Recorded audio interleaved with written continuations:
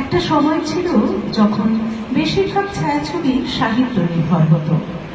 এতে সঙ্গীত, নৃত্য, অভিনয় বা চলচ্চিত্রায়ন সবই এক অন্য মাত্রা পেত, সকলের কাছে মনোগ্রাহী হতো এবং সুপারহিটও হতো।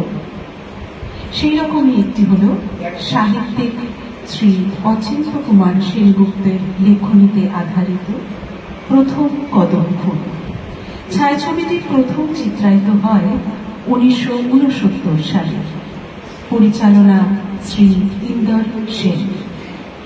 মূল ভূমিকায় ছিলেন সৌমিত্র এবং তনুজা। এই ছায়াছবি থেকে একটি গান আমরা এবার শুনে নেব। সুধীন দাশগুপ্তর কথায় ও সুরে ডেকে ডেকে চলে গেছি। সুধীন দাশগুপ্তকে শ্রদ্ধা জানিয়ে আরো একটি গান আমাদের আজকের সঙ্গীত শিল্পী শ্রীমতী শিউলি